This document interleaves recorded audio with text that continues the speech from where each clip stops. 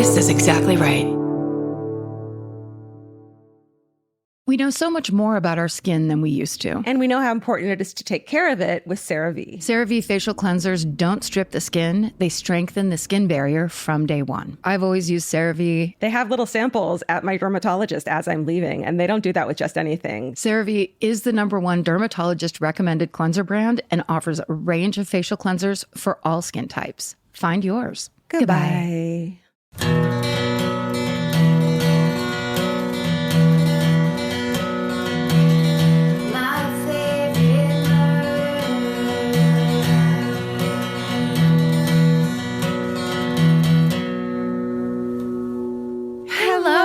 And welcome to My Favorite Murder. That's Georgia Hardstark. That's Karen Kilgariff. And this is 2026. I mean, I was going to say, like, this is our ceramics display. Oh, we're just going right. Yeah. It just there. feels weird to be back, but let's do something weird. We have to point out the elephant in the room because that's all anyone's looking at anyway. If they're looking, though, some people might just be listening. Listen, listeners, you need to start looking.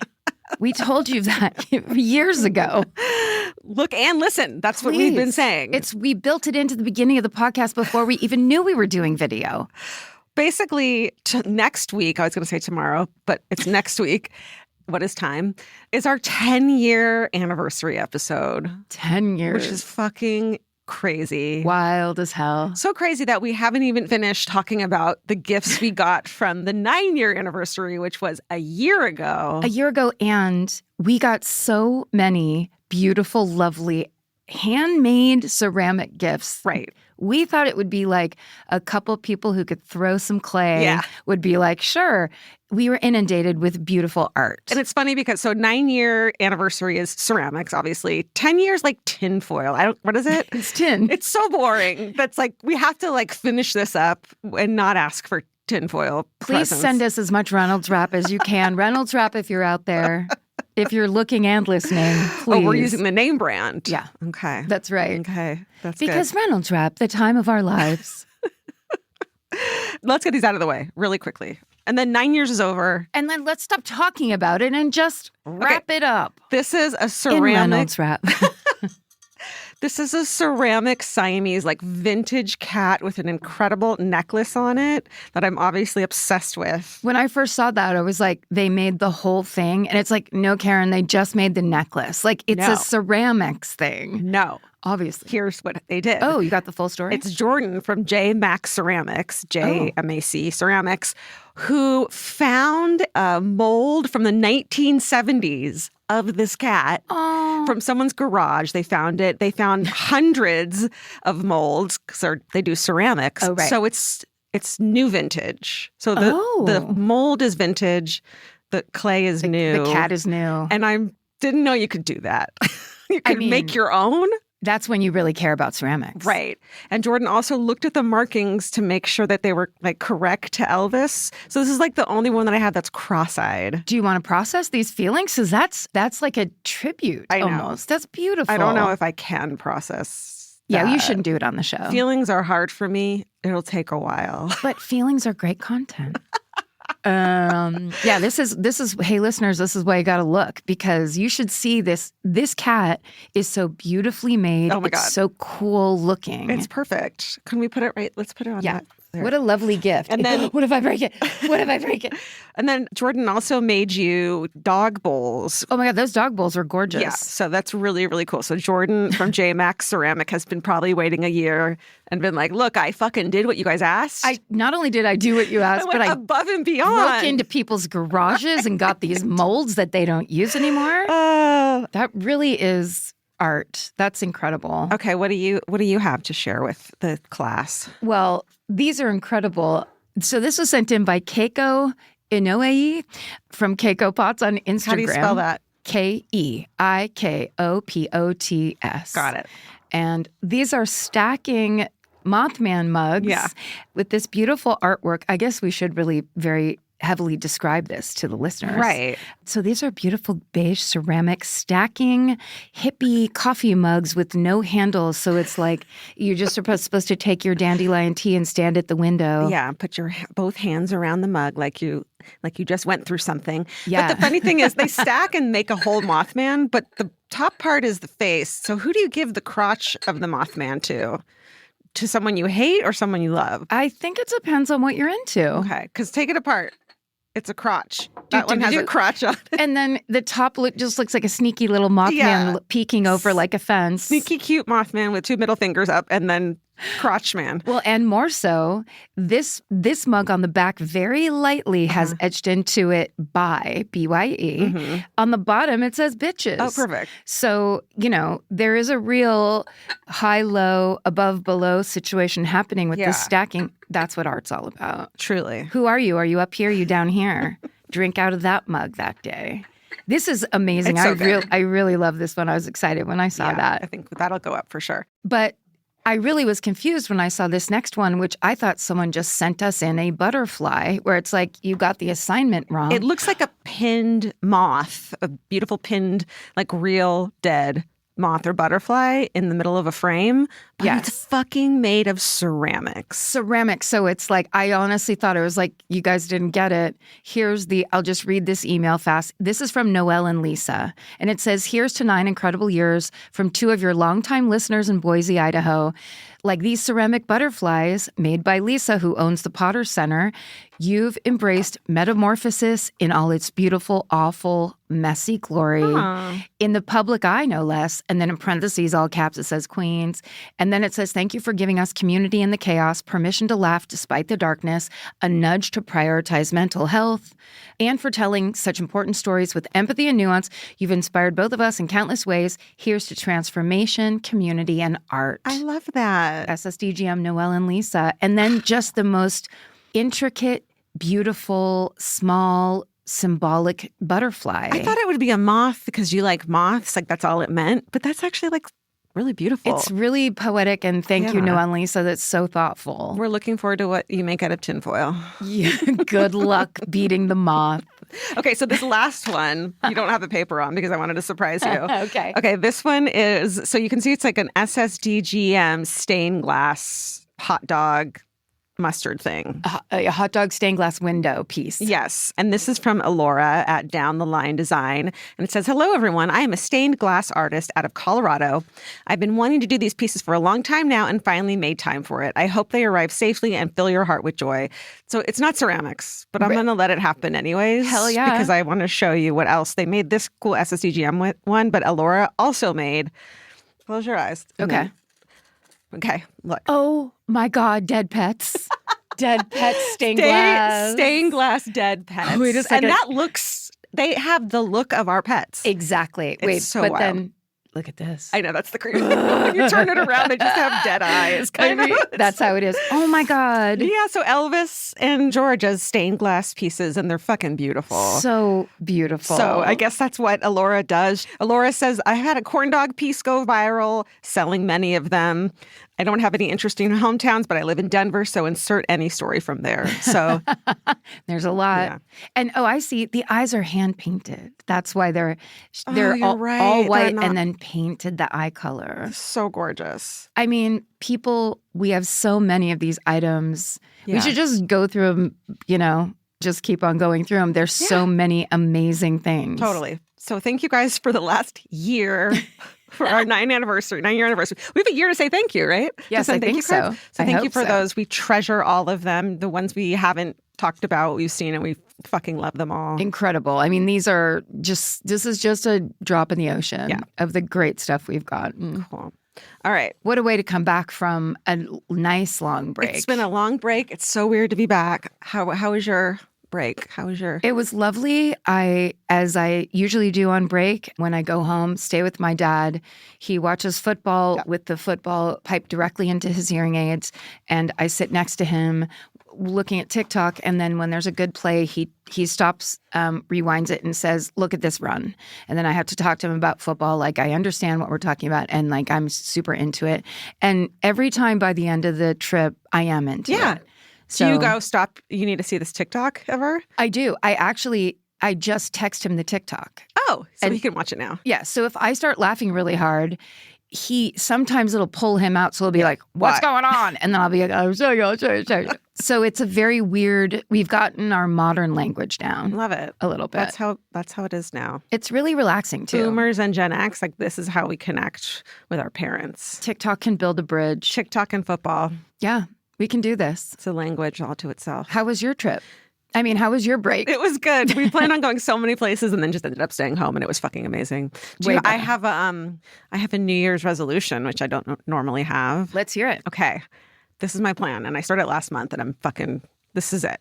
I'm making decisions now and doing the hard things now. My point is to help future Georgia. Great. So I'm saying no to things now, even though it's hard in the moment, because me in 2 years isn't going to go, why didn't I fucking do it then? If I had said no then, instead I'm going to go back and say thank you to myself now for fucking dealing with it in the moment, even though it was uncomfortable and hard. Amazing. So future fucking me, life's going to be easier for her. And a little harder for me, but it's worth it. A little harder in the beginning, but then easier the second you start. Totally. Right? Yeah.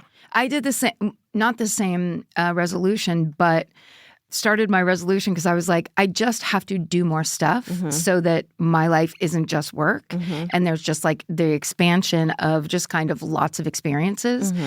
So I made my sister, because everybody went out of town. So our usual hang people were all gone. And it was just me and Laura and Nora. And so on New Year's, of course, Nora had a party. And so I was like, you and I are going to do something. And she's like, I don't want to do anything. And I'm like, I know, but we're going to do it anyway. Good. So there was basically the Tom Petty cover band playing at the local theater.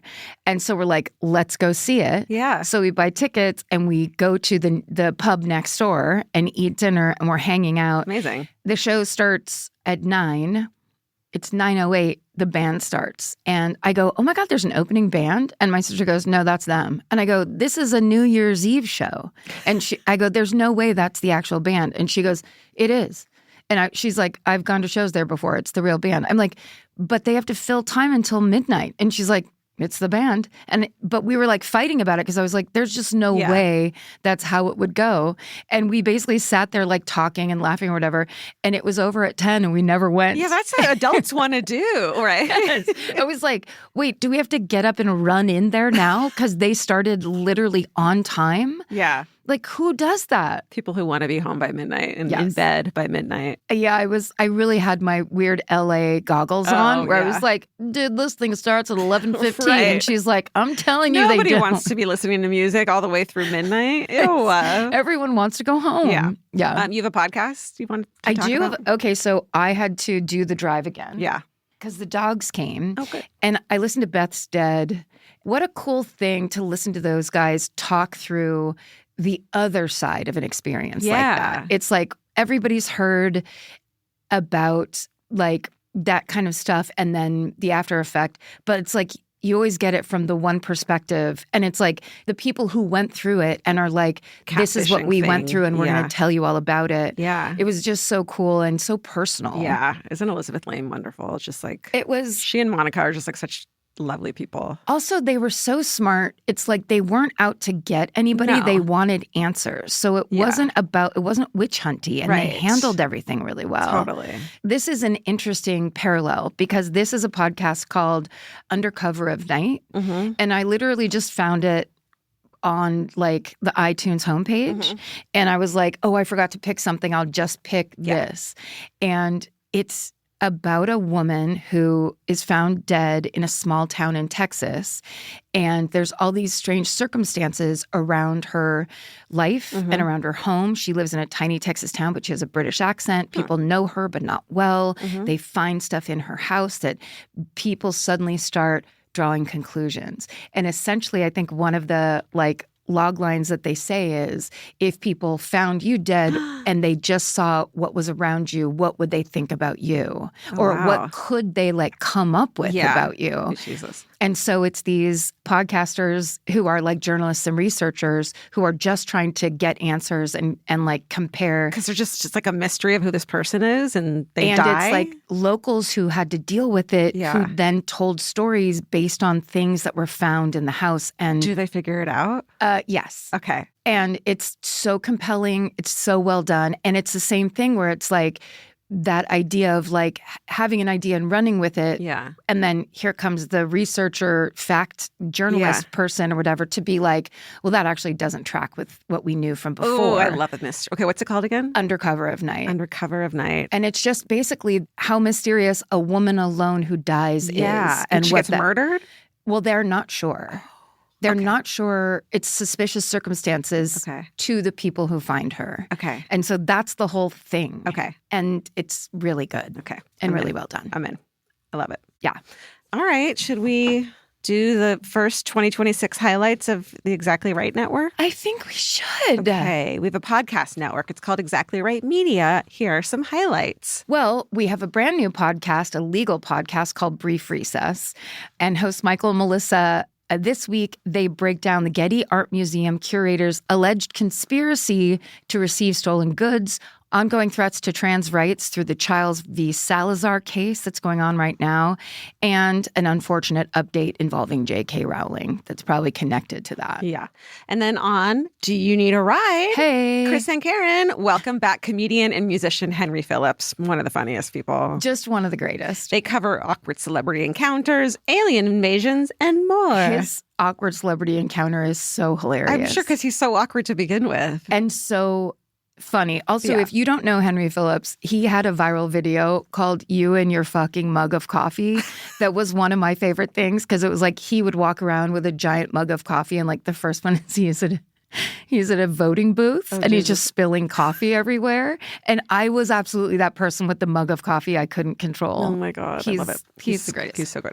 Also on the podcast, My Favorite Murder, if you're craving more of our content in the new year, then you need to go over to the Fan Cult because they've got you covered. You get all the episodes of this show ad-free, merch store discounts, exclusive video content, and much, much more. So go to fancult.supercast.com to join the Fan Cult. That's right. And please do not forget to follow My Favorite Murder on Instagram and TikTok so you never miss all the clips, polls, and important announcements we share, like breaking pet news. Frank has arthritis. I mean, does everybody know that? I think they need to. It's 2026. It's time to know important details. So you can find all of our socials on linktr.ee/myfavoritemurder. We know so much more about our skin than we used to. 10 years ago, no one in America knew what a skin barrier was. It's time to take care of your skin with CeraVe. CeraVe facial cleansers don't strip the skin. They strengthen the skin barrier from day one. Formulated with 3 essential ceramides, hyaluronic acid, and niacinamide to provide long-lasting hydration and 12-hour oil control. I've been using CeraVe for over a decade, I would think. And now it's getting super trendy. And I don't know why, it just makes me proud that something I've used for so long is cool on socials now. But it really does work. And that's why it's been around so long. No matter your skin type or concern, CeraVe has facial cleansers perfect for you and your skin barrier. CeraVe is the #1 dermatologist recommended cleanser brand and offers a range of facial cleansers for all skin types. Find yours. Goodbye. All right, it's you go first. All right. Well, I'm going to start 2026 by irritating the shit out of you with a cold case. Perfect. You know I love a cold case. I feel like this one can be solved. Paul Holes has opinions about it too, so you know it's important. Did you call him on the phone? No, he's talked about it in the past. I don't know if I agree with him. I'll just say that right now. I don't want to start a fight with Paul Holes. Yes, beef with Paul Holes in 2026. Why not? I don't think he's right, but... Well, I mean, what does he know? He's just a 35-year investigator. Right? Look at me of a 10-year fucking podcaster, bitch. No, I don't mean bitch as in You're playing a character. Yeah, like as a That's right. figure of speech. Okay.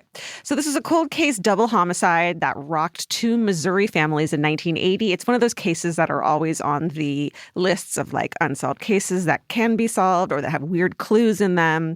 So this is the story of the cold case murders of Rose Burkert and Roger Atkison. And the main sources used for the story is a book by Atkison's widow, whose name is Marcella Lynn Hatcher Atkison, called Axed. And the rest of the sources can be found in the show notes. So it's Saturday, September 13th, 1980, and we're in Williamsburg, Iowa, right outside a place called the Amana Colonies. Ever heard of it? Mm-mm. Me neither. The Amana Colonies are 7 villages that were originally founded by German immigrants in the 1950s, specifically as a religious group that had broken with the Lutheran Church. But 1950s? yeah, what did I say? No, 1850s. It was like, were they all like astronauts and stuff? So recently. Like, why would that's a reason for a colony? Yeah, no, it is. That's neither here nor there because we are outside room 260 at the Amana Holiday Inn, and the housekeeper isn't getting a response as she knocks at the room's door. The couple in the room should have been checked out at this point, but no one has seen them.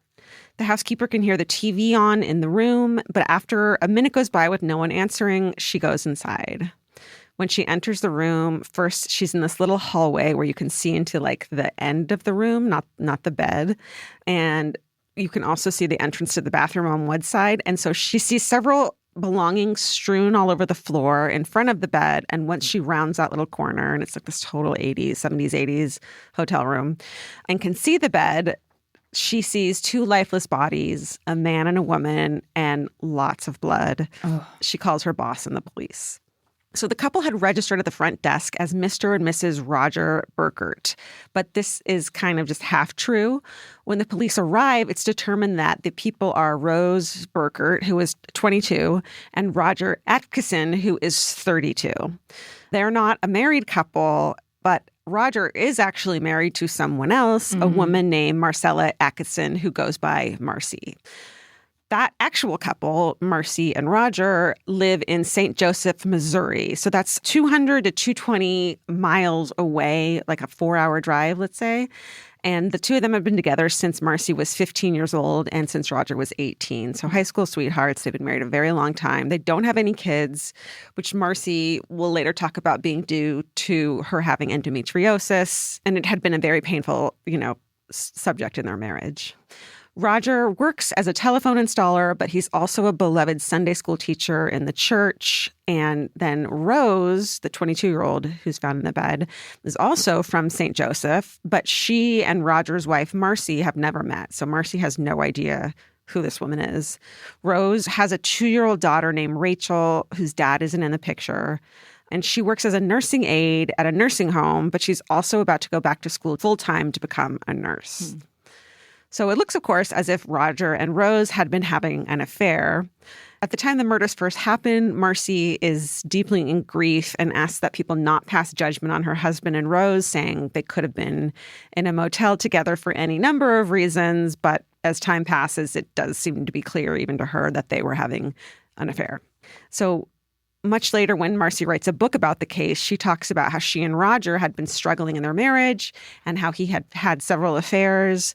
But as of the moment that their bodies are found and the case is developing, the families of both victims remain more focused on their own grief and wanting the case solved than they do on this affair. I mean, what an awful feeling to be like, your husband's dead and with another woman in a hotel room 200 miles away. It's your whole life falls apart in probably every way it could. Right. Everything you believed in is not true. And gone. Yeah, and gone. Totally. So from what people can piece together, on Wednesday, 2 days before she was killed, Rose had left her daughter in the care of a friend and had traveled from St. Joseph to Cahokia, Missouri, where she had met Roger. They checked into a motel as a married couple. Roger had told his wife, Marcy, that he'd be on a 2-week work assignment in Cahokia without any time off. And that's just, he was going to be gone. It seems that Rose hadn't planned on being with him that entire 2 weeks. She'd only arranged for her daughter to be cared for through the weekend. So 2 days later, on Friday, the couple then drives about an hour and a half north to Williamsburg, Iowa, and they check into this Holiday Inn. The hotel had actually been booked solid because of morticians' convention in town, which is so creepy. Yeah. Well, they have to meet too. They do. Yeah. Somewhere.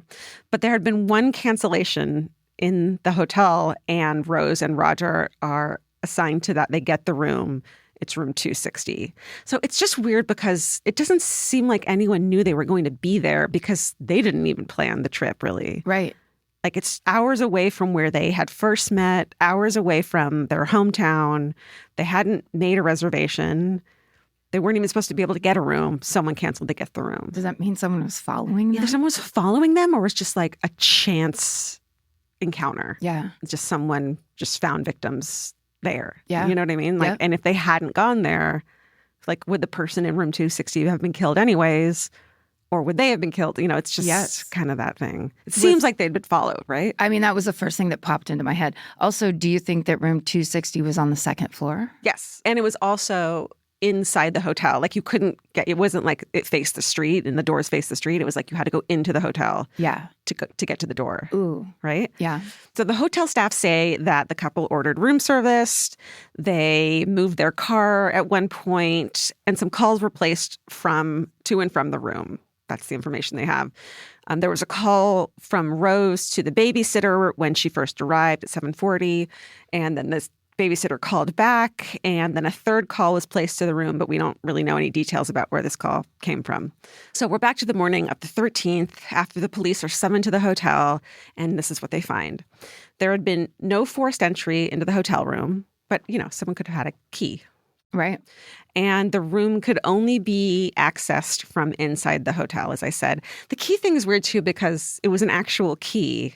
So anyone who had stayed there before could just make a copy of it, right? It wasn't like it is now where you swipe something to get in and they change it every time. But then that would be premeditated in a way where it'd be like, so they just wanted to do that in that room? Yeah. We don't know. Mm. Or they knew who this person was and they let them in, or they knocked and they let them in. Who knows? Rose and Roger are found on the bed with the covers pulled up all the way on Rose's side and halfway up on Roger's side, so the top half of his body is uncovered. The covers are saturated with blood. Rose is wearing all her clothes, and Roger is only in his boxer shorts, and both are laying face down. It sounds similar to like a Golden State Killer attack when he would attack couples. It just sounds like that to me. Both have been hit multiple times in the back of the head by something like an axe or a hatchet. Oof. Investigators believe the weapon has a 3-inch blade. They don't find the weapon. Roger's missing several fingers, likely defensive wounds. I know. Though most of the wounds are to the back of the head, both Rose and Roger have multiple other wounds on the top halves of their bodies. There's blood sprayed on the headboard and on the floor next to the bed. It's just a really awful scene. Rose and Roger's belongings are scattered all over the floor. It's a big mess. Roger's wallet has been gone through, and some money, maybe around $200, is missing. A partial fingerprint is recovered from the couple's belongings. And so here's the couple weird pieces of evidence. So a chair had been pulled up to the bed as if someone were sitting there talking to them while they were in bed or just watching them after they killed them. They pulled up a chair and sat down either before or after. And underneath this chair, aside from the person having gone through Roger's wallet and there's cards everywhere, the person took a bar of soap and had been like cutting at it. What's it called when you... Whittling it? Carving, carving and whittling a bar of soap. So just sitting there doing that, which is so menacing. And this was 1980? Yeah. Sorry, but there was a commercial for Irish Spring back then where they cut soap in the commercial. Do you remember that? Do, even though I shouldn't, because I was a baby. But well, it was probably ran for a long time. But it was the thing that's really, really weird and horrifying. What a weird, like, what kind of person has that as a, like, hobby, whittling thing, like whittling soap? Well, what? I don't think whittling soap is a hobby. You don't think so? Like, did they I think they made something out of it. Or is it just like you do it to do it? To me, it seems like knife play where it's like, it's threatening. Intimidating. It's like, and you like having a knife, so there are different things you can do with it. You probably don't have like a block of wood there. Right. So it seems like it's something you would do while they were alive to intimidate them. I mean, maybe, or like, who knows? Okay. So then the person, most likely the perpetrator, uses this piece of soap that he'd whittled to write a message on the back of the bathroom door. So it's only visible when light hits the door. Unfortunately, the person wiped almost the whole message off, but you can see one word left behind. It just says this. I mean, that's this. like a horror movie, like that kind of thing of like there's a message. That reminds me of it's in Seven, right? Where it's like you flip the picture over and there's a thing written there that you can only see in blacklight. Wow. Yeah. So that's fucking menacing and creepy.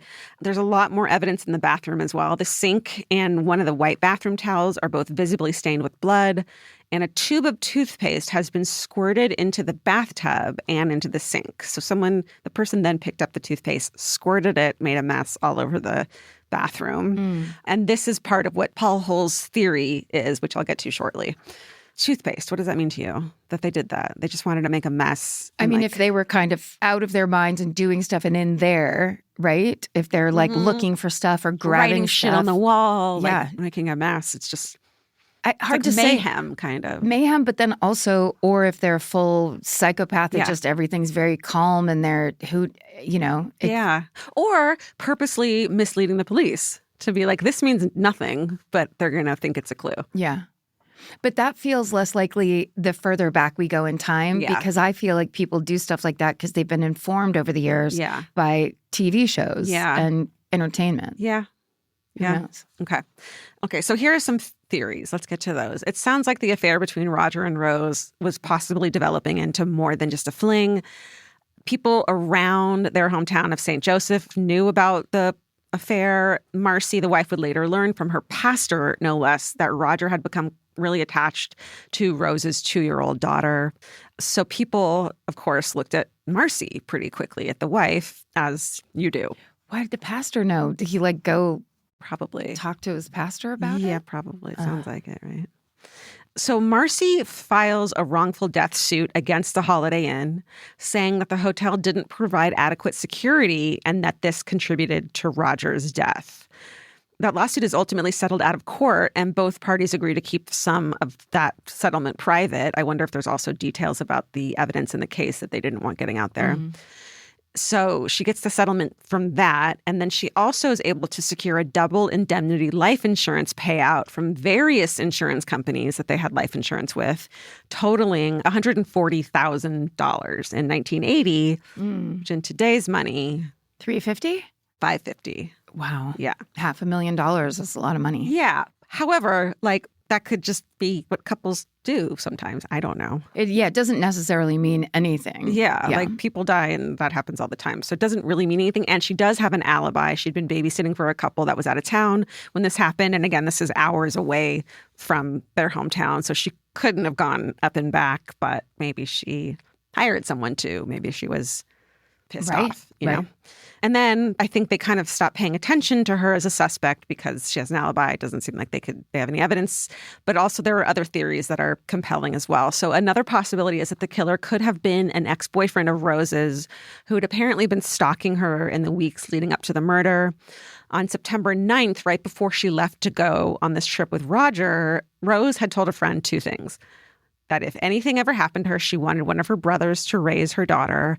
And then if anything happened to her, it would have been her ex who did it. So that's not something you say lightly and then days later you're murdered. Right. And possibly followed to that location. Yes. And that seems like the most plausible explanation, right? But then investigators see some chilling similarities between this case and a murder that happened just 3 months earlier. And it seems like maybe they stopped pursuing that lead because of this really weird, confusing similarity of this murder. So on June 25th, 1980, in Galesburg, Illinois, which is about 130 miles away from where we were, like a 2-hour drive, a man named William Kyle Jr. had been killed in a hotel room, and his wounds had been similar. Police believe that an axe or hatchet had been the murder weapon in that case as well. And in addition to this, a tube of toothpaste had been squeezed out at the foot of the bed. That's weird. That's fucking weird. That's really specific. Yeah, That's we're not talking about like years and across the country difference. Right. Like proximity and time close. Yeah. So the question is squirting a tube of toothpaste meaningful in some way that we don't understand? And that's where Paul Holes comes in. Oh. Because ultimately, the murder of William Kyle Jr. is circumstantially linked to a man named Raimundo Esparza, who can be placed in the area at the time near the hotel. Esparza was a vagrant and was addicted to heroin. And that's a known fact, although, that's just a circumstantial tie-in to this murder. The detail is important of the heroin addiction because of the stolen money, but also because of the toothpaste, which was present at both crimes. So in 2019, on the Oxygen show, The DNA of Murder, Paul Holes says that he learned that heroin addicts experiencing erectile dysfunction will sometimes squeeze out a tube of toothpaste to simulate ejaculation and experience sexual gratification, which they can't get because of the issues with erectile dysfunction around heroin Drug addiction. use, yeah. I've never heard that. I looked it up online. I tried to find that as any kind of information that pointed in that direction. Yeah, but I feel like that's more the psychological approach as opposed to it wouldn't necessarily be online because that would be more of this is, you're equating one to the other. So it's you're trying to do the thing that's similar to the feeling. Right. So they're not saying heroin addicts do that all the time. They're saying that could be one reason why that was done. Could be. Yeah. Yeah. Just looking for some sort of the why of it. Maybe don't have me disagree with Paul Holes so much. Well, but what's interesting about it is, to me, this is, and we've talked about this a lot, what is interesting about true crime is the psychology of people, where it's the different circumstances in your life that bring you to take these actions and what they mean, and, your shadow self and the things that you haven't processed and the problems you're having, and how all of those actions really represent something that's going on inside you. Totally. And somehow this that toothpaste thing equates to me with a hitman even more, because it's this person who is so comfortable with murder, has done this so many times. It's so destructive and so not a big deal that he then makes a mess in the room and doesn't give a fuck. It's not like I snuck out and hid all the evidence. Well, now I have a beef with you because I would say hitmen just leave. Totally. Right? They wouldn't be messing around or trying to stealing money do anything. Even. I don't even think hitmen steal money. I don't think they touch stuff. I think it's they get the job done and they go. Yeah, or use a hatchet to begin with. Although, I'll argue myself now, beef with myself, Please. where it's but if someone, whoever it might have been, you're not always hiring a CIA grade hitman. You're hiring the fucking... Sometimes that's will you go take care of a thing I can't deal with? Yeah. Yeah. Who knows? Yeah. And they're not a professional at all. I hate those unprofessional hitmen. Get it together, God. man. Okay. So Paul Holes does believe that Rose and Roger were killed by a serial killer, the same person who killed William Kyle Jr. and possibly another victim back in 1970. That man was named Jack McDonald, and he was 23 years old. He had been bludgeoned to death in a motel room in Meridian, Mississippi, which is 10 hours or almost 11 hours away. So who knows? But they're all on the same kind of close to that connecting interstate. So that would make sense. It's hearkening back to The Old Man on a Train. You love that one. My favorite. Well, it's just the scariest idea is this untraceable stranger. Totally. Where it's there's no one to connect to it and he is already on the train out of town. Well, there is now with DNA. Yeah. Right? So Esparza is never charged in any of these cases, and it's so circumstantial. He's just seen near the scene of the crime in one of the cases, and he's a heroin addict. And he dies in 1983, but his name keeps coming up whenever people talk about this case now. In 2015, one of the bathroom towels that had been preserved in evidence is retested, and DNA is recovered from it. There are 3 samples, one from Rose, one from Roger, and one from an unknown person. But it's a hotel room bath towel. Who knows how clean that is? Right. Especially in 1980, they didn't have... Bleach? Actually, no. They had the worst kind of... Maybe it's even more believable than then. There's a vat of lye down in the basement or something. Totally. But worst case scenario for trying to get it all down to just one person. Totally. It's not like someone's house where it shouldn't be there at all. It's So as far as we know at this point, there's never been a hit on that 3rd sample. Maybe they're testing it. Maybe they're doing the genealogical DNA. We gotta hope. Yeah. And on the DNA of murder, Paul Holes recommended that Esparza's body be exhumed and tested against that DNA sample. Wow. But as far as we know, that hasn't happened yet. And that show is from 2019. So he probably couldn't talk yet about the fact that you could do genealogical DNA. So you don't even need to exhume him if there's other family members he can be traced to, right? Yeah. So hopefully this doesn't stay a cold case for much longer. That is the story of the unsolved murders of Rose Burkert and Roger Atkison. And you are so angry right now. I'm really, really furious. Well, it's so compelling. Yeah. But, and also we didn't even talk about like, who was the staff at that motel or hotel? Like, did they run background checks on anybody back then? Did someone like never come back to work then, after that happened? And get a job at the next hotel. Totally. It's so sketchy and weird and creepy and 1980s and makes you think of just these like deprived serial killers. Like, is that the right word? Depraved. They're not deprived. No.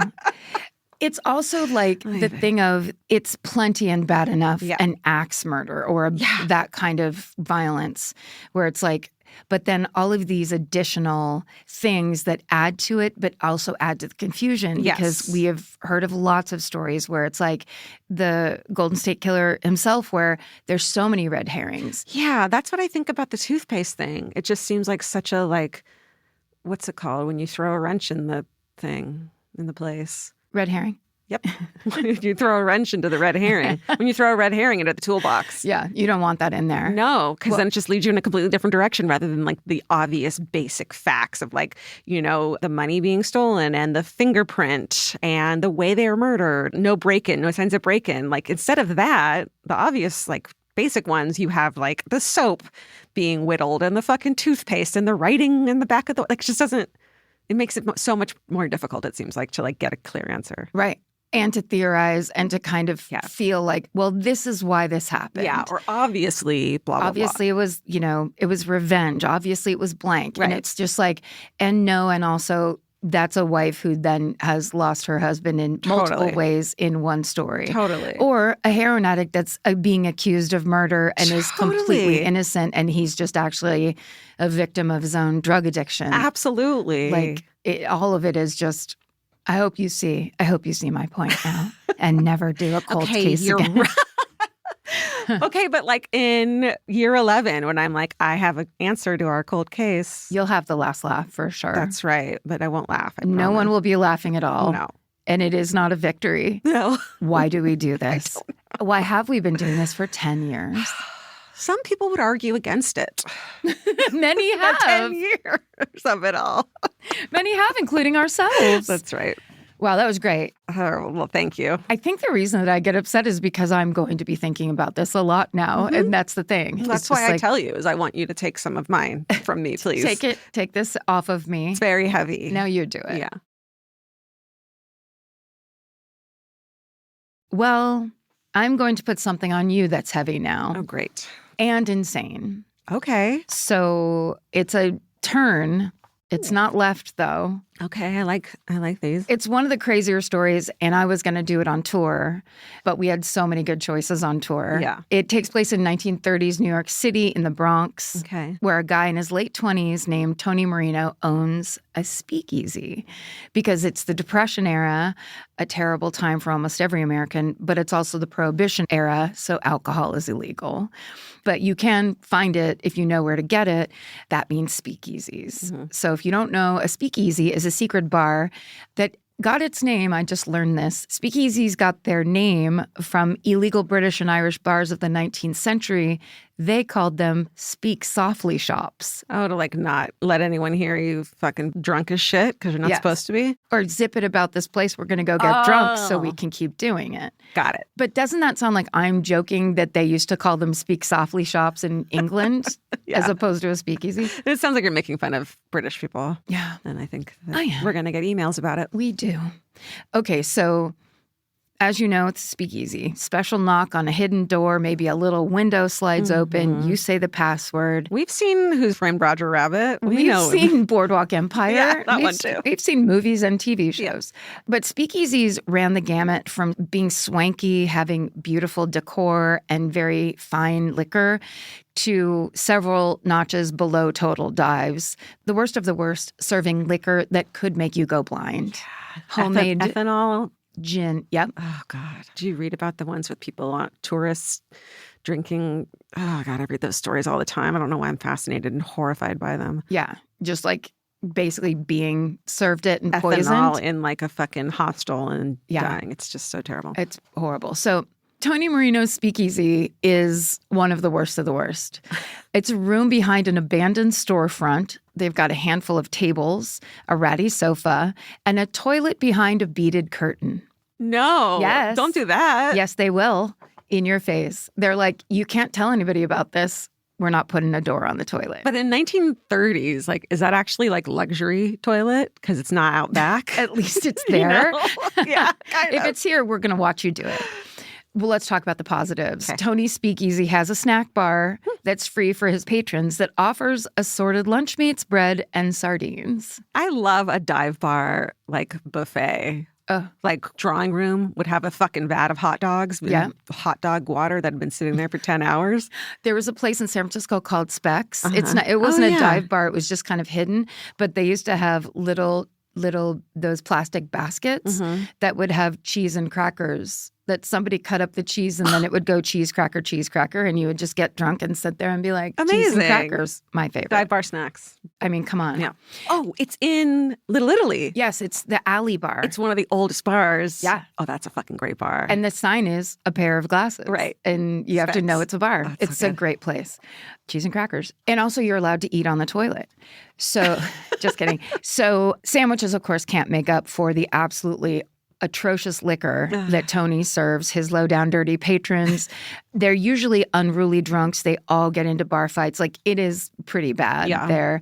And it's the kind of place where very, very bad ideas are born, like this one in the winter of 1932, which was like right before the Great Prohibition Depression was repealed. Oh. Yes. So they're all kind of doing this in this terrible place. And it's like, and ta-da, it's over. Oops, sorry. So a group of patrons at Tony Marino's Speakeasy come up with a plan to make some quick cash because, of course, everyone's broke. No one can pay their bills.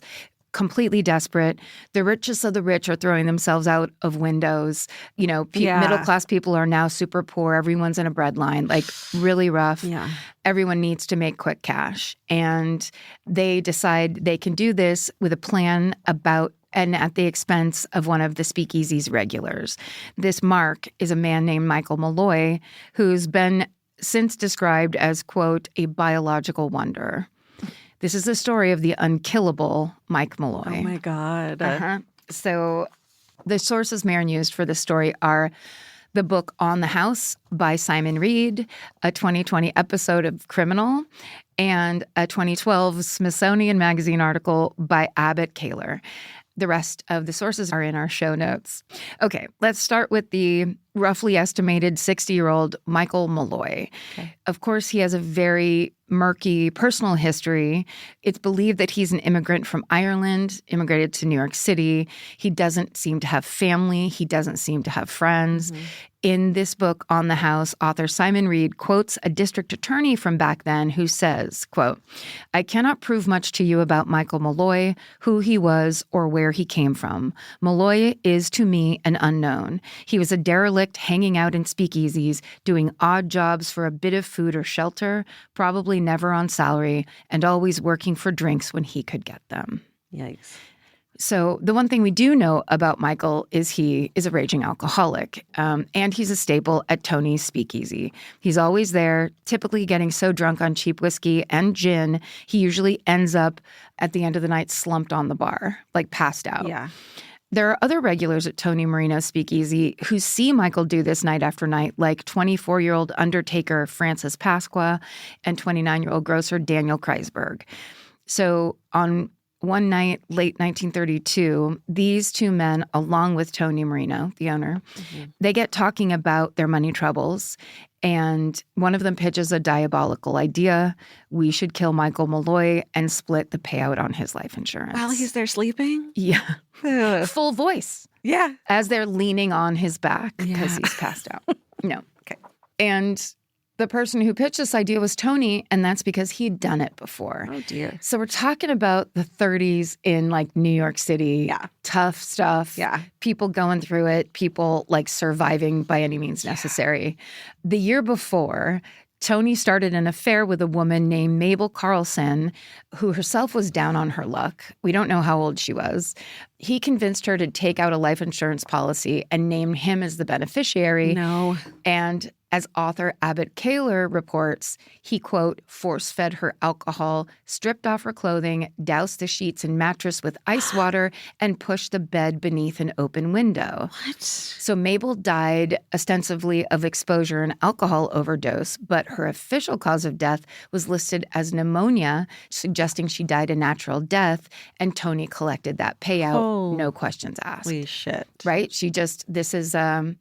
This is just a lady can't take care of herself. She left the window open because she's a drunk. That's awful. Yeah.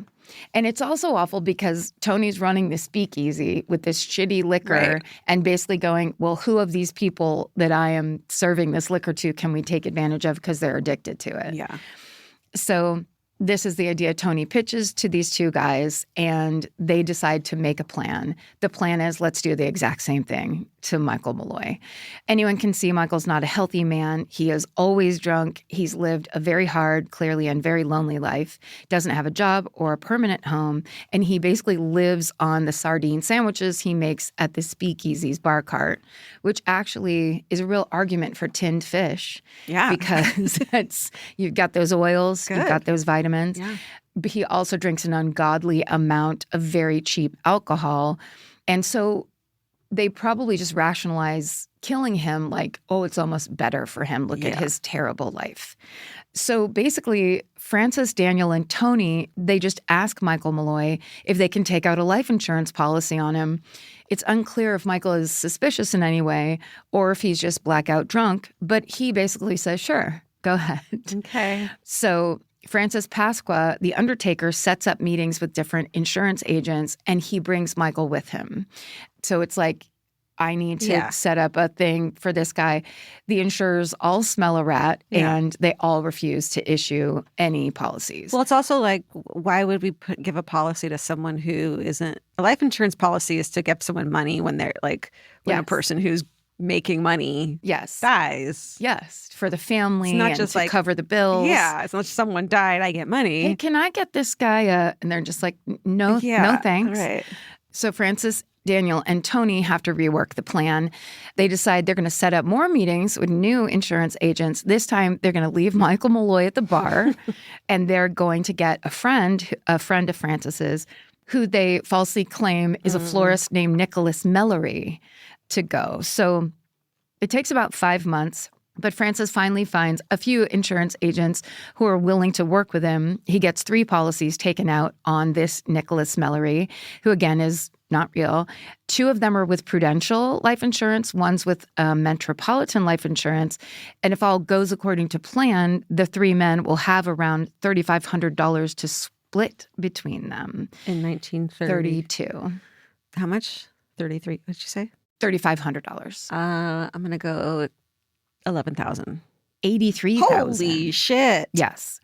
So maybe it's because for them it's so much money. Yeah. They then pull in another co-conspirator.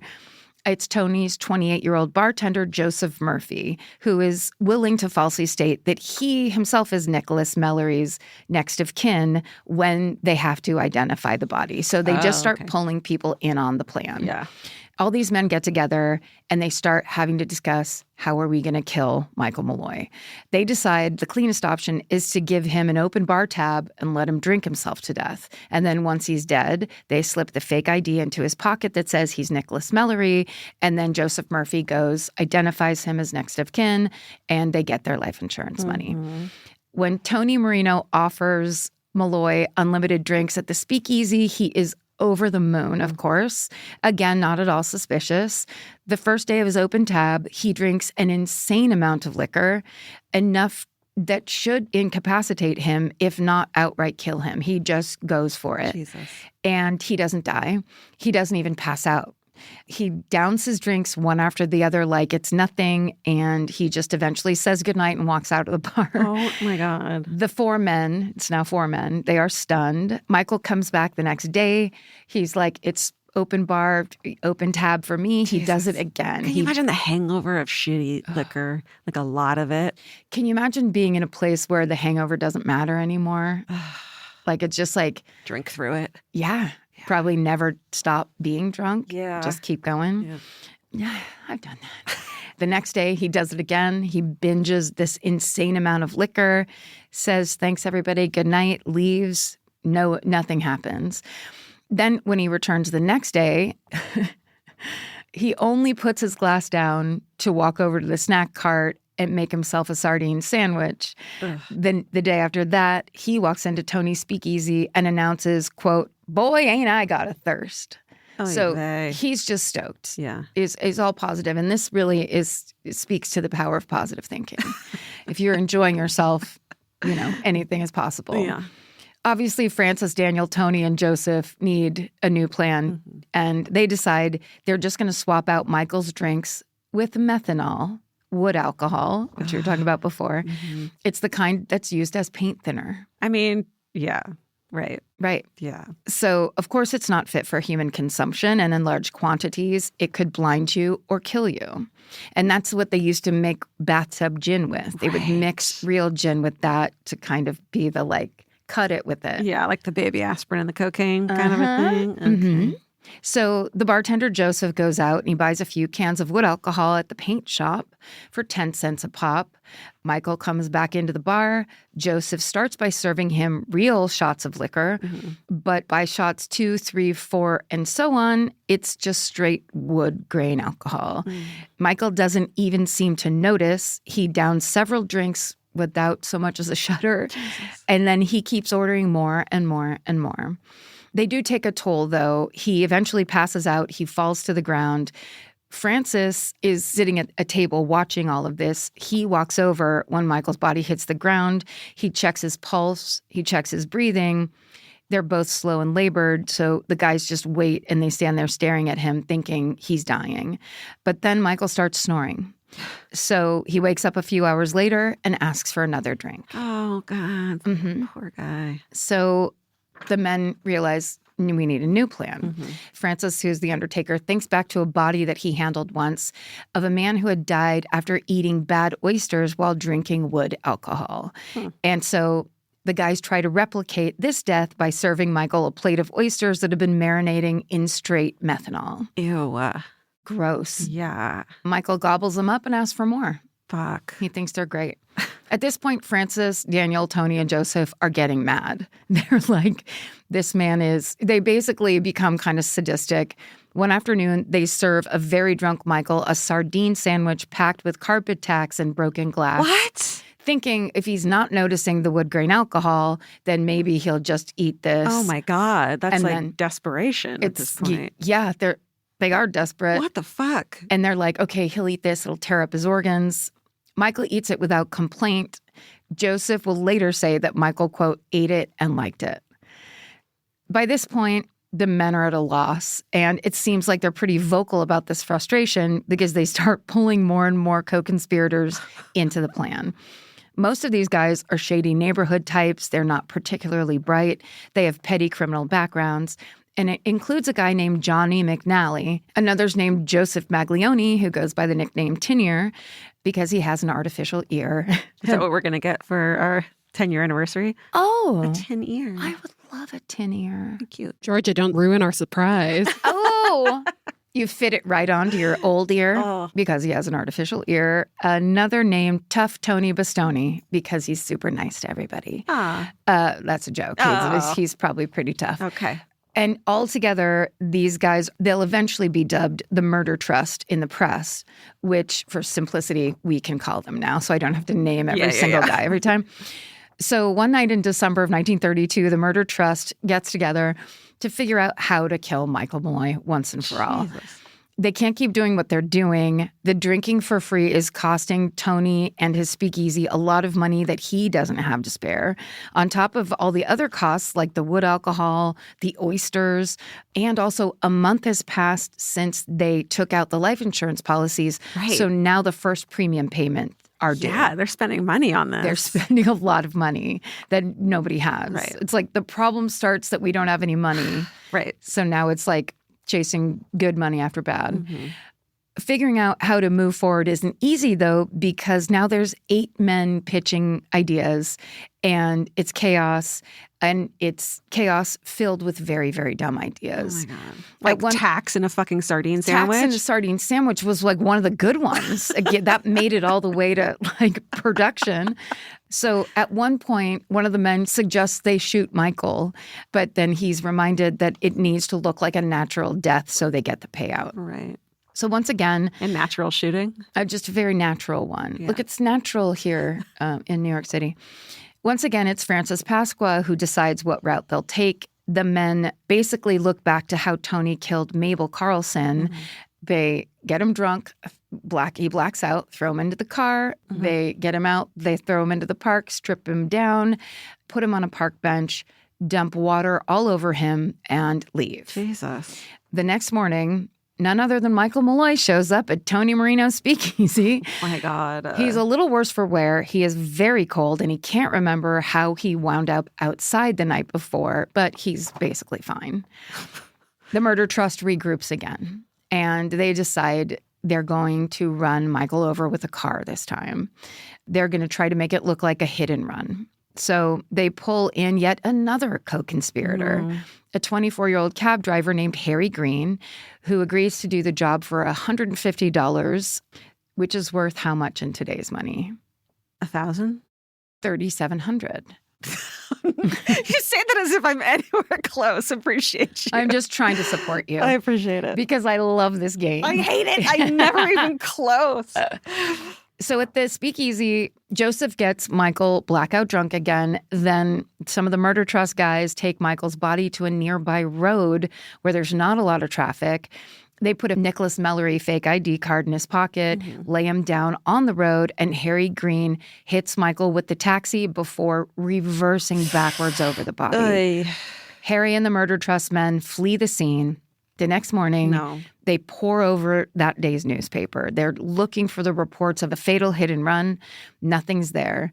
Joseph Murphy, who is supposed to be the one that poses as Nicholas Mallory's next of kin, starts calling around to local hospitals and morgues asking if anyone has seen his missing brother Nicholas. No one matches the name or description. So now the murder trust guys are losing it because they think they've finally done it. They have no proof of Nicholas Mallory's death to show their insurers, which means they can't claim the payout. So they're like stuck in this weird middle realm. Limbo? A limbo, some might say. And as they're freaking out about what they're going to do, they start talking about should they just get rid of this whole idea about Michael Malloy and just kill a random drunk who happens to walk into the speakeasy and just use that body as Nicholas Mallory. Right. But 5 days after running Michael over and before they can make good on the new plan, Michael waltzes into Tony's speakeasy, limping and bandaged, but ready for a drink. It's like, I know not everyone should procreate, like me, but this guy, like, should pass those genes on. Superhuman. You're superhuman. And also, what a great attitude. Truly. What a kind of try again. I'm going to go see my friends. Yeah. So sad. Incredibly, not long after being run over, Michael was discovered by a cop. Oh. He was still clinging to life, lying in a nearby ditch. He was taken to a hospital where he was diagnosed with a concussion, a fractured skull, and a fractured shoulder. After he's stabilized and discharged, he came straight back to Tony's, still completely unaware that these were the people that did it. Poor guy. Like, go to a new bar. Oh, he's like, or stop drinking. Why? There's sandwiches. That's true. Sandwiches and free drinks. Yeah. And he has absolutely no memory of being hit by a car. Sure. The, I'm sorry to say, upside of being a drunk. Yeah. Those details don't, you know what it is though? They come later in the night. They come back? Yeah. All of a sudden you're like laying there like, wait, what? You've never had that? Where they come as like weird little flashes? My blackouts are blacked out for life. That's nice. Yeah, it is. Blacked out for life. I had one where like the next day I was like, that was so fun at the bar last night. And then it was like, it looked like a Polaroid picture of this guy that I liked going like this. Oh. And I was like, oh no, I tried to kiss him. I tried to kiss him and he was like, no, no, no. Oh God. Like slowly, like a Polaroid slowly developing in front Where of I'm your face. Like, wait a Whose second. face is Why is that look on his face? Ooh. No, mine are gone. Thank fucking God. Until Vince tells them to me, and I'm like, "Don't talk to me about Get 'em this." all back. No, it's his fault. It's his fault. Don't you talk to had me. I did not. No, I didn't. No, I didn't. That's not true. Okay, so now the murder trust guys are in deep. They have insurance premiums due, and now they have a personal axe to grind with Michael Malloy because they're that kind of guy. Yeah. So they pivot again. They decide to rent out an apartment in Nicholas Mallory's name where basically it's a few blocks from the speakeasy. Of course, it has gas nozzles, gas hookups for the lighting fixtures. On February 23rd, 1933, which is 3 months into this whole ordeal, they give Michael Malloy wood alcohol at the speakeasy until he blacks out.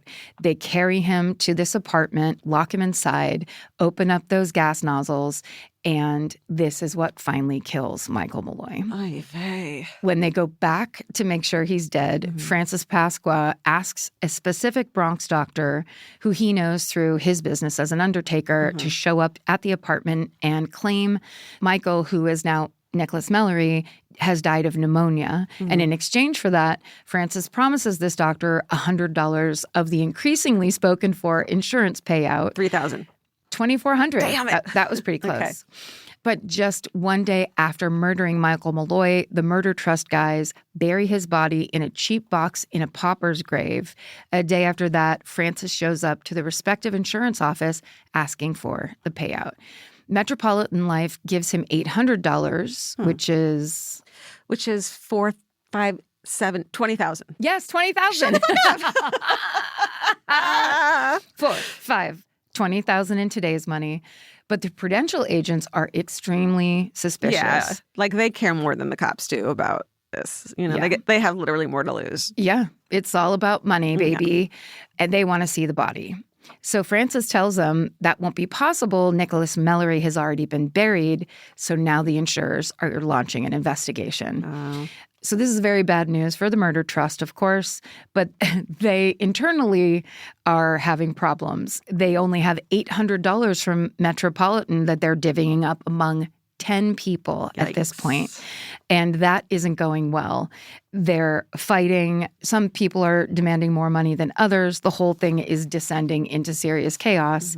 And of course, it bubbles over into physical violence. Joseph Maglione whips out a gun and shoots Tough Tony Bastoni in the speakeasy. In his speakeasy? In the speakeasy, yeah. Okay. No, it's not his speakeasy. No, I know. I meant like he shoots him in the speakeasy. Like, where's that on your body? You know, like the breadbasket? It's the soft room or whatever the British call it. Yeah. When the cops arrive, they arrest Maglione, but they also take Joseph Murphy into custody as a material witness to Tough Tony's murder. Oh, Tony dies. Tough Tony dies. Okay. So at the time, these cops are oblivious that these guys are wrapped up in the murder of Michael Malloy. They don't even know who Michael Malloy is yet. But they start chatting with regulars at the speakeasy while investigating the Tough Tony shooting. And those interviewees start to tell them everything. Guys. Because this is just a room full of drunks eating sandwiches and Also, going like, to the don't bathroom. trust going to the bathroom behind a curtain, a bead curtain. Definitely not washing their hands afterwards either. No. Oh. Where? Yeah, the toilet. Oh, no. Yeah, it's a room full of drunks. Yeah. Yeah, it's rough. So it turns out these witnesses know so much because they've either overheard these guys talking at the bar, because when you're drunk, you're too loud. Shh, shh, shh, shh. Or they were approached about joining the conspiracy by the murder trust, but they weren't interested, or maybe they were just a drunk that had some ethics and were like, no, I don't want to. I don't want to kill anybody. I just want to drink at a bar. No, thank you. I just want a fucking sardine sandwich. Yeah, do you mind? God, but then they kept going to that bar. Like, that's weird. There weren't that many. Oh, it was like you had to find one to go to. You had to know the password. Yeah, you're right. Okay, I hear you. You had to be into going to the bathroom in public. My grandma had a beaded curtain in between her kitchen and like the living room. Wow. And it was like the beginning of my days of loving. I was go through and be like, Ring. It just felt so like you were on stage. Yes, like glamorous Action. So just me picturing that when it was like, wait, what? Hi, everybody. I went to the bathroom. Also, Could you imagine what it smelled like in this fucking place? That's the hand washing thing. Hand was washing, part of that. no door, sardines. The smell of old drunk person's piss was, and like the aim had to be so bad. Oh no, the aim. I mean, yeah. Okay. Let me read this paper. Would you please talk about smells? One witness knows the ins and outs of all these plans so well, simply from hanging out there. He can point officers to the exact spot where Michael Malloy was buried. Wow. Just from overhearing it. So in May of, literally, seriously, if you do anything in this life, please keep your voice down. Shut the fuck up. Just truly. Yeah. If you got to talk, whisper. Yeah. There's nothing wrong with it. Someone's always listening. That's what you need to assume at all times. Why not? Like here. Like here right now.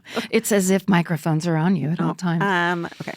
In May 1933, which is a month or so after Michael was killed, his body is exhumed, and a pathologist determines that he has died of carbon monoxide poisoning, not pneumonia. At this point, investigators have also heard about Tony's scheme involving Mabel Carlson. Her body is exhumed, and while it's unclear if her cause of death is ever formally reclassified, investigators do establish clear similarities between her and Michael's cases. It doesn't seem like anyone's ever charged in Mabel's death. Poor woman. It's hard to suss out, though. Yeah. Yeah. So by now, the police have enough information to arrest the murder trust gang. Tony Marino, Francis Pasqua, Daniel Kreisberg, bartender Joseph Murphy, cab driver Harry Green, all charged with first-degree murder. Their trials began in October of 1933. It's all wrapped up in 2 weeks. Most of the men are sentenced to death, with Harry Green avoiding the death penalty and instead going to Sing Sing for several years on a felonious assault conviction. That's the cab driver. Yes. Okay. He came in like very late in the game. Okay. So this is a horrible story that is just odd-beating, but ultimately incredibly tragic and horrible. But if there is a silver lining, it's the enduring legacy of Michael Malloy himself. Because despite the actions of the men who conspired to murder him and saw no value in his life, the country at large comes to feel very differently about him. Because, of course, this story is so crazy. It gets national coverage across the United States. Readers learn of the so-called durable barfly who just wouldn't die, and they find it weirdly inspiring. It's the Great Depression. Yeah. And it's like everything's coming at you. They come at you with everything, and you get back up. Wow. And that idea it's like an inspirational fucking story. Yeah. Oh, my God. So over time, Michael Malloy's name has stuck around in the zeitgeist, earning one colorful nickname after the other: Iron Mike, the Rasputin of the Bronx, and even the Man Who Wouldn't Die. These names might come as a surprise to the people who bumped into Michael Malloy during his life, but as writer Simon Reed has put it, quote, "He arrived to the United States in obscurity and lived in anonymity, but through death he would achieve cult immortality." That's the story of the ill-fated battle to murder Michael Malloy. Wow. Isn't that fucking nuts? Yeah. Carpet tacks and broken glass. And sardines. And aren't great either. And sardines. And still, the answer is no, I will not die. Amazing. And kept a positive attitude about it, too. Like, it seems like. Kept a drunken attitude Walked about right it. back into that bar. Open tab. I'm coming back tomorrow. Yeah. I still know the password. I still want a sandwich. That's amazing. I know. Great job. Wild. Wow. Kind of a nice inspirational way for us to start off 2026. That's It's going to be a little later in the year for other people, but right. Yeah. Well, you can start it whenever you want. Like dry January, you can start whenever you want. That's very true. And also Chinese New Year is coming up. So that's right. You do it then. Should we think of a new way to end the episodes? 10-year or 2026? Or like, what do you think? Yes. All right. Well, come back next week, you guys, because the 10-year anniversary is going to be full of surprises. I'm going to wear tinfoil. Yes. Tinfoil dresses, briefcases. Oh. Do you have one? I mean, I don't know if it qualifies because I can't remember. Did we say we had to get them at thrift stores? No, but they're vintage. I think we did, but who fucking cares at this point? I got mine at Marshall's. That's all I'm saying. Oh. Okay, so how are we doing this? We're just presenting each other with, hey, look, here's my Yeah, I guess we have to figure out the whole idea. Okay. We talked about it so long ago to me. It feels like we literally talked about this in the summertime. No, we did. Before that, probably. Before that. I had a uterus last time we talked about this. That's how fucking long it's been. How should we end this? Like on a positive note somehow. Like, tell us, hey, everyone, tell us what you were doing. Oh, we were doing that. Tell us what you're doing 10 years ago and what you're doing now. Oh, yeah, that's right. We were asking people, we have changed and what we have gone through and grown. There's a lot of people that when they write in, they kind of tell us at the end if they have like mini-sode stories. Yeah. Where it's like, when I first started listening, I was in college, I did this, now I'm, a doctor. Yeah. We've heard, or anything in between. We should read some of those next week for our 10-year anniversary. Yeah. And we're going to have a special guest, too, that I'll surprise you. Oh, yes. A very exciting special guest. So if you want to tell us your 10-year arc of being a murderino, we would love to hear it. Go myfavoritemurder@gmail.com or just comment on our Instagram or just DM us on Instagram or email us. Yeah, there's lots of different ways to do it. Yeah. You can figure it out. How about you dress your pet up in tinfoil? To send us photos of your No, I stand against that. I will quit. Elvis was so afraid of tinfoil that we would put it around the Christmas tree so he wouldn't climb it. Yes. Tinfoil and bananas. He hated both. So we would circle the Christmas tree with tinfoil and bananas. That's hilarious. Yeah, that was very cute. Well, that's full circle. Yeah. I think we just should end it stay sexy. And don't get murdered. That's all we can do. Really. Goodbye. Elvis, do you want a cookie?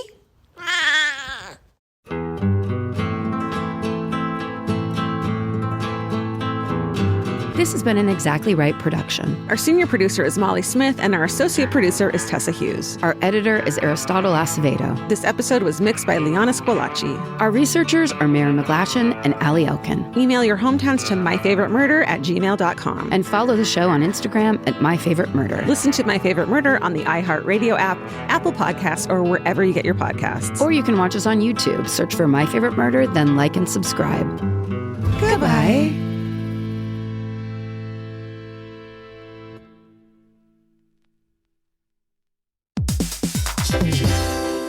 Hey everybody, here's the thing about other home security systems. They're all designed for after the window breaks, after someone's inside, after you get the notification, after the police come. SimpliSafe is the first system designed for before, stopping a break-in before it even begins. That's right. Unlike traditional security systems that only alert you after a break-in is already underway, SimpliSafe is designed to help prevent the crime before it starts. Their cameras can detect suspicious activity at the perimeter and alert live U.S.-based agents. Then SimpliSafe's agents assess the threat, intervene, speak through the camera to scare off the intruders, and call for 911 dispatch. That's right, and SimpliSafe has been protecting your world for 20 years, everybody. So celebrate their anniversary and save 60% on your new SimpliSafe system at simplisafe.com/stuff. That's 60% off, you guys, at simplisafe.com/stuff. Plus, when you order, write in our show name and the How Did You Hear About Us survey to let them know that we sent you. Don't forget, there's no safe like SimpliSafe.